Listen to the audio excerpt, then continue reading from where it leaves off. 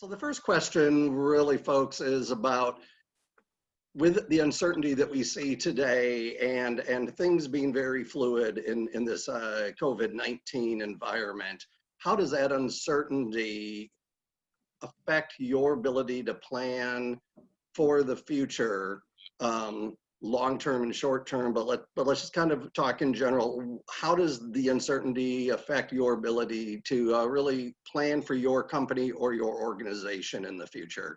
Let's start with Kelly. We're going to put you on the spot first. Hi, everybody. Thanks for having me. Kelly Foss with the Downtown Farmers Market in Des Moines. We are missing the Downtown Farmers Market. We're craving the Downtown Farmers Market, and wish we could see you on Court Avenue every Saturday. But, you know, for the uncertainty, it's been very challenging to navigate at times. We have hundreds of vendors. We have over 300 vendors from across the state that participate in the market. And as you know, if you've attended the market, we have thousands and thousands upon 20,000s of market goers. And so we've had to make some significant shifts. But I feel like really through the pivots, we've really learned a lot. And in May, we hosted some fun virtual market meetups. We partnered with DSM TV, and it was essentially kind of like a really cool market TV show that you could watch on Facebook Live. And we highlighted vendors, we had music from local artists, and really great interviews with our vendors, and just got to highlight all of our market products, even though we couldn't touch them and feel them and see them.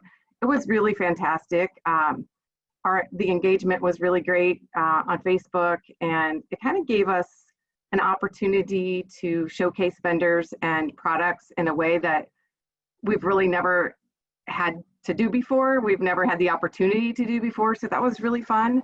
And now we have an online marketplace, and that's essentially an opportunity for people to order directly from our vendors online, and then meet up with our market vendors to make sure that they can get the products that they love when they shop at the farmers market. So this is a really great platform. People can sign up on our website at DesMoinesFarmersMarket.com, and there's like this great shop now button.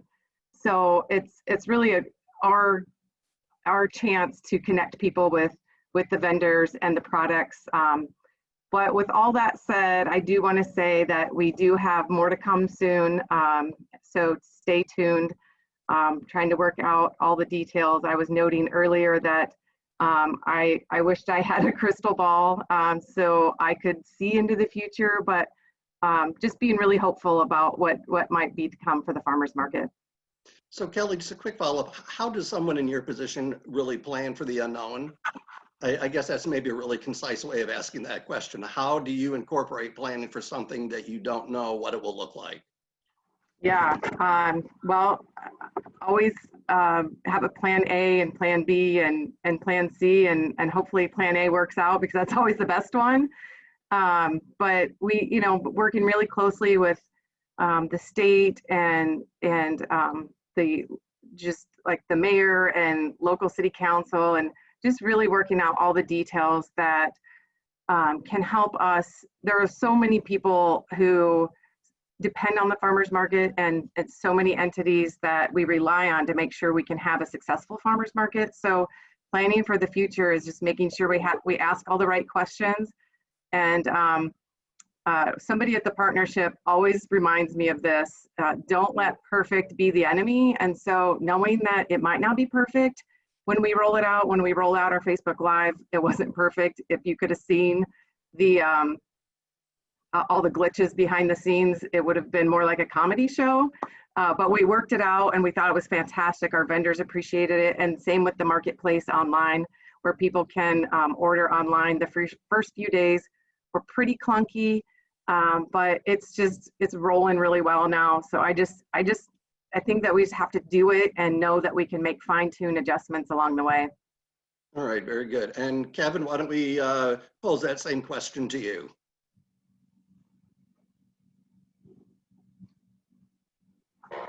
Sure. On the short-term uncertainty is mostly about keeping our employees, our tenants' employees, and our passengers safe as we return back to whatever that new normal is going to look like. We put a lot of things in place. Plexiglass at all the counters, masks are required of our employees when they're in public facing areas. Hand sanitizer stations are out. So we've done what we can. A lot of signs are out to remind people to physically distance and those types of things. We've done what we can in the airport, and as far as that goes, in the airline industry on the short term to keep people safe, or as safe as we can. The uncertainty on short term is how quickly passengers will come back. We have seen an increase week over week and month over month since this began. In April, we had 5% of our normal traffic come through the terminal. In May, we were up to about 13% of our normal traffic. And so far in June, it looks like we'll be at 20% or possibly even a little bit better. So it's increasing each month on normal. Of course, all of that on the short term has huge impacts on our revenues. And that's of concern as to how to stay operational with hardly any revenue coming in at this point. On the long term, what do we look like? What's the new normal look like? And we're a highly regulated industry, both on the airline side and the airport side. And I don't know for sure what regulations will come out of here, or what societal expectations will change that will change how we operate. But I'm certain when we look back at 9/11 and for that matter the Great Recession and the recovery there will be changes as a result of this pandemic. One of the ones that I expect to come long term, or for more quickly than I expected, will be facial recognition. As we try to go to a touchless system as passengers pass through the terminal, facial recognition is going to play a much greater part in that. We knew it was coming, but I think the rapidity at which it's going to be here is much greater. A lot of the work that we've done on the terminal project, we went through terminal programming, and most of that was simply looking at space and what space is required and necessary, both for how we're operating today and then in the future. The space was intended to be flexible. But I'm not sure anymore that what we looked at prior to the pandemic still is applicable. If we have physical distancing requirements, or if we have pre-screening where we're doing health screenings that are mandatory prior to passengers entering either the terminal or entering a security lane, do we have enough space for that? Are the queue line areas in front of the ticket counters, if we go to a touchless system and a self-service system, do we need as much space in front of the ticket counters as what we had originally programmed? And so those are more of the long-term questions that we'll be watching, and some of those answers will come from regulation. Regulations will change, and then some of them will just come from the societal law, what we as a society demand and expect. Okay. Let's move on to Sally. Sally, do you want to tackle that question? How does planning for the future in a really uncertain time and not really knowing what the future holds, how does that affect your organization moving forward and what you're looking at? Yeah, so I can speak on behalf of Bravo more to that question than the industry, the cultural sector that we support. So I just want to be clear that this is how this affects our organization, but there are lots of different answers as we look at the cultural sector overall. And for Bravo, we're really fortunate that we have a strong strategic plan. We have solid core priorities, and we've done a lot of work on understanding our role in advancing regional priorities. So we feel really solid that our core priorities and focus will remain the same. what we're adapting in the face of this uncertainty is how we go about achieving those objectives. So it's not for us, it's not the what, it's not the fundamentals, it's the process. And so some of the things, some of the ways we're adapting is going from, typically most nonprofits, most businesses have an annual or a 2-year or 3-year plan. Well, we're looking at quarterly now, and we're really shortening our horizon on what our function is, and the horizon is a lot shorter.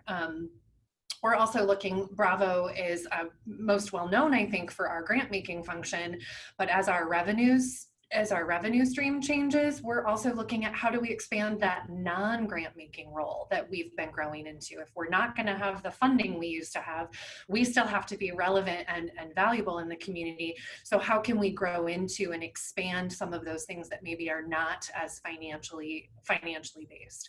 Really, we're digging in and concentrating on the things that won't change.